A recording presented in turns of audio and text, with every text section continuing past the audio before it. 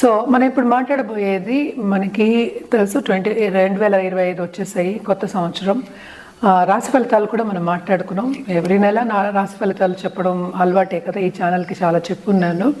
ఇప్పుడు major event 2025లో ఒకటి జరగబోతోంది. అంటే 6 ప్లానెట్స్ మనకి ఒక చోట ఒక హౌస్లో ఉండబోతున్నాయి. అంటే ఏ రోజు ఏమిటి అనేది మాట్లాడదాము. ఇది ఎక్కడ జరుగుతోంది అంటే మీనంలో జరుగుతోంది.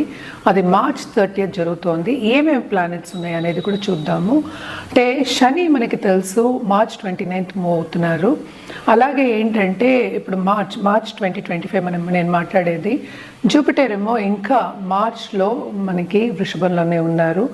అండ్ మార్స్ అంటే ఏంటి, కుజుడు ఏంటంటే మనకి తెలుసు స్తంభించిపోయి ఉన్నారు. And also Mithunam and also మనకి ఏంటంటే మన కర్కాటకానికి అంటే నీచపడి కూడా ఉన్నారనమాట, పైకి కిందకి వెళ్తూ ఉన్నారు. సో మిగతా 6 ప్లానెట్స్ అంటే ఏంటంటే ఇప్పుడు మనకి మూన్ని కూడా మనం ఇక్కడ చేర్చుకుంటున్నాము. సో శని ఏమో నేను ఇందాక చెప్పినట్టు కుంభం నుంచి మనకి మీనం March 29th వెళ్తున్నారు.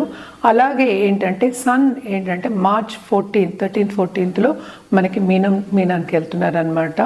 అలాగే రాహు మనకి తెలుసు మీనంలోనే ఉన్నారు. అలాగే ఏంటంటే మూన్ కూడా ఈరోజు అందులోనే ఉండబోతున్నారు అనమాట. అలాగే వీనస్ కూడా మనకి తెలుసు ఇప్పుడు మీనంలోకి వస్తున్నారనమాట, ఎస్పెషలీ March 30th.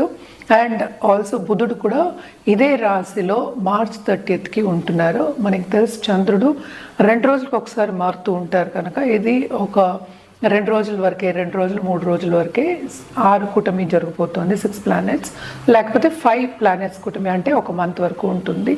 దీన్ని బట్టి ఏంటంటే మిగతా రాసుల వారికి ఎలా ఉంటుంది, ఏ రాసుల వాళ్ళకి ఎలా ఉంటుందో మనం మాట్లాడబోతున్నాము. ఫస్ట్ ఏంటంటే మనకు చెప్పాల్సింది, ఎప్పటికైనా సరే మిశ్రమ ఫలితాలు మనం ఎక్కువ చెప్తూ ఉంటాము. అంటే ఏంటంటే కొన్ని విషయాల్లో బాగుంటే కొన్ని విషయాల్లో బాగుండకపోవచ్చు. అలాగే అన్ని రాసులకి బాగుండాలని లేదు కదా.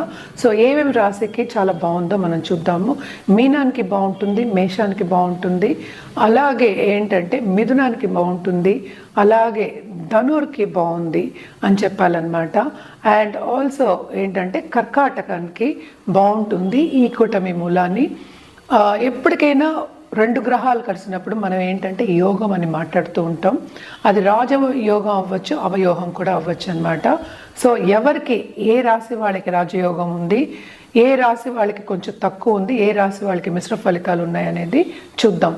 ఎప్పటికైనా సరే మనం మాట్లాడేది ఏంటి, పరిహారాలు చేసుకుంటే కొంతవరకు ఏంటంటే కొంచెం ప్రభావం అనేది తగ్గుతుంది. కనుక అందరికీ చెప్పేది జనరల్గా రెమెడియల్ మెషర్స్ చేయాలంటే ఎప్పటికైనా మనం చెప్పేది శక్తికి, అంటే ఏంటి అంటే మనకి పరాశక్తికి మనం పూజలు చేసుకుంటే కనుక, లేకపోతే నిత్యం పూజలు చేసుకుంటే, లేకపోతే తలుచుకుంటే కనుక కొంతవరకు మనకి నెగటివిటీ అనేది బ్యాలెన్స్ అవుతుంది, మనకి పాజిటివ్ బ్యాంక్ బ్యాలెన్స్ అనేది గ్రో అవుతుంది అనమాట. సో పాజిటివ్ బ్యాంక్ బ్యాలెన్స్ ఉంది అనుకుంటే, అంటే థాట్సే కదా, మనం మంత్రాలు చేసినా మనం పూజలు చేసినా ఏదైనా మన ఏంటి సంకల్పంతోనే చేస్తూ ఉంటాం కనుక తప్పక పాజిటివిటీ పెరిగితే కనుక లైఫ్లో ఎప్పటికైనా ఏంటి పాజిటివ్ దశ అనేది కనిపిస్తుంది. అలాగే మంచి ఉన్నత వ్యక్తులతో సత్సంబంధాలు ఏర్పడి మీకు కెరియర్ కానీ లేకపోతే లైఫ్ కానీ బాగుంటుంది. ఎందుకంటే ఏదైనా సరే ఇంటర్పర్సనలే కదా. ఇప్పుడు 5 ప్లానెట్స్ 6 ప్లానెట్స్ కూడినప్పుడు అప్పుడే కదా ఒక విషయం ఒకటి జరుగుతుంది. ఒక ఏంటంటే ముందుకెళ్ళాలన్నా వెనక్కి వెళ్ళాలన్నా స్తంభించిపోవాలన్నా అప్పుడే జరుగుతుందన్నమాట. To go forward are to walk in the path అని చెప్పచ్చు. సో ఎప్పటికైనా సరే అన్ని రాసుల వారికి బాగుంటుందని చెప్పలేము, మిశ్రమ ఫలితాలని చెప్పాలి. నేను చెప్పిన ఇదే ఏంటంటే పరిహారాలు చేసుకుంటూ ఏంటంటే అన్ని రాసుల వారికి మీరు చూసుకోవచ్చు అనమాట. మీ రాశికి ఎలా ఉందో కూడా చూసుకోవచ్చు. ఎప్పటికైనా పరిహారాలు అనేది వెరీ వెరీ ఇంపార్టెంట్. అదొకటి కాకుండా మనం మాట్లాడేది ఏంటంటే ఒక టాపిక్ గురించే కనుక ఎప్పటికైనా మీరు మీ జాతకాన్ని పరిశీలించుకుంటే, అంటే వ్యక్తిగత జాతకాన్ని పరిశీలించుకుంటే కనుక తప్పక రిజల్ట్స్ అనేవి డిఫరెంట్గా ఉంటాయి, రెమెడియల్ మెషర్స్ అనేవి డిఫరెంట్గా ఉంటాయి.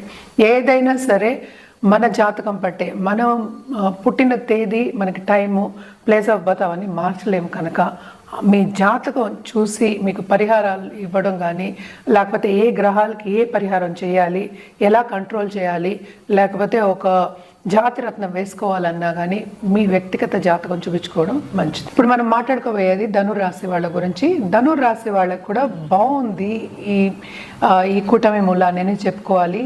ఈ రాశికి అధిపతి మాత్రం జూపిటర్ మనకి చూసాము అంటే 6th హౌస్లో పడున్నారు. సో దేంట్లో బాగుంది అనేది చూద్దాం. కొన్ని అడ్డంగాలు వస్తే కొంత చాలా బాగుంటుంది, ఎందుకంటే స్టూడెంట్స్ కానీ స్టడీ చేసే వాళ్ళకి చాలా బాగుంటుంది. జనరల్గా నాలెడ్జ్ గెయినర్స్ వాళ్ళందరికీ చాలా బాగుంది. అంటే స్టూడెంట్స్ బయటకు వెళ్ళి చదువుకోవాలన్నా, బయటకు వెళ్ళి సెటిల్ అవ్వాలన్నా వాళ్ళకి మంచి బ్రహ్మాండమైన ఆపర్చునిటీస్ వస్తాయి. అలాగే ఏంటంటే హెల్త్ విషయం మాత్రం చాలా మెరుగుపడుతుంది. అండ్ పిల్లల విషయంలో కూడా జాగ్రత్త పడినప్పటికీ ఈ నెలన్న రోజులు ఇంకా చాలా బాగుంటుంది.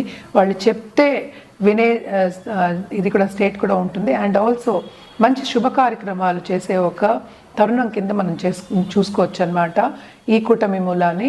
అండ్ ఆల్సో మనం చూసాము అంటే ఇప్పుడు 10th కేతు ఉన్నారు. సో కెరియర్ డెవలప్మెంట్ అనేది ఎక్కడి నుంచి మనకి సడన్గా వస్తుందనేది తెలియదు. సో ఈ 1.5 months ఈ కూటమి మూలాన్ని మంచి బ్రహ్మాండమైన ఆపర్చునిటీస్ వచ్చే ఛాన్సెస్ ఎక్కువ కనిపిస్తున్నాయి అన్నమాట. అండ్ ఆల్సో ఏంటంటే దాంపత్య జీవితంలో కూడా అనుకూల పరిస్థితి అనేది నెలకొంటుంది. ఎవరికైనా ఎడబాటు వచ్చినా లేకపోతే కోర్ట్ కేసెస్ ఉన్న వాళ్ళందరికీ కూడా ఈ నెలన్న రోజు కొంతవరకు ఊరట అనేది కలుగుతుంది. ఎంజాయ్ చేసే ఒక దీని కిందే చెప్పుకోవాలన్నమాట. మనం చూసామంటే మంచి కలయికలు ఉన్నాయన్నమాట. అంటే మనకి సన్ కలయిక ఉంది, అలాగే మనం చూసాము అంటే మెర్కురీ కలయిక కూడా ఉంది, అలాగే వీనస్ కలయిక ఉంది. సో 4th హౌస్లో ఉంది కనుక కంఫర్ట్ లెవెల్ అనేది కొంతవరకు పెరుగుతుంది.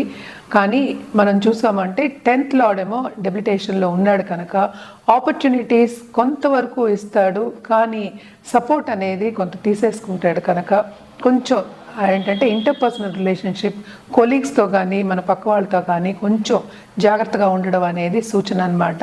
బిజినెస్ పీపుల్కి మాత్రం కొత్త బిజినెస్ స్టార్ట్ చేసే వాళ్ళకి మాత్రం చాలా బాగుంటుంది. ముందుకి సాగే ఒక యోగం కిందే చెప్పుకోవాలి, కొంతవరకు యోగం అనే చెప్పుకోవాలన్నమాట. సో వీనస్ కూడా ఎగ్జాల్టేషన్లో ఉన్నాడు. సో ఖర్చులు అనేవి విపరీతంగా ఉంటాయి. అండ్ ఆల్సో మనం చూసాము అంటే 12th లార్డ్ మనకి 7th పడ్డాడు కనుక ఖర్చు విపరీతం అని చెప్తున్నా, కానీ 11th లార్డ్ ఎగ్జాల్టేషన్లో ఉన్నారు. అంటే శుక్రుడు ఎక్కడ మీనంలో ఈ కలయిక మూలాన్ని. సో చాలా బాగుంటుంది. ఫారిన్ టచ్ ఉన్నవాళ్ళు, ఫారిన్తో బిజినెస్ చేసేవాళ్ళు, ఫారిన్ కాంట్రాక్ట్స్ ఉన్నవాళ్ళు, ఆన్లైన్ బిజినెస్ చేసేవాళ్ళు, వీళ్ళందరికీ చాలా బాగుంటుంది. ఆర్ట్ రంగంలో ఉన్న వాళ్ళు ఎక్కడ బ్రహ్మాండంగా ఉంటుంది, చాలా పైకి వస్తారు, మంచి మంచి పాత్రలు చేసి అందరి మెప్పు పొందుతారనమాట.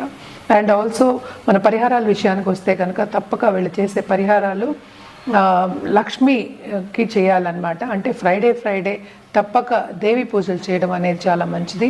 అది కూడా ఎర్ర పువ్వులతో చేయడం మంచిది అనమాట. అలాగే ఏంటంటే ఒక ముత్తైదుని పిలిచి వాయినం ఇవ్వడం అనేది ఇంకా మంచిది. ఈ రాశికి అధిపతి మనకి తెలుసు గురువు అయ్యారు.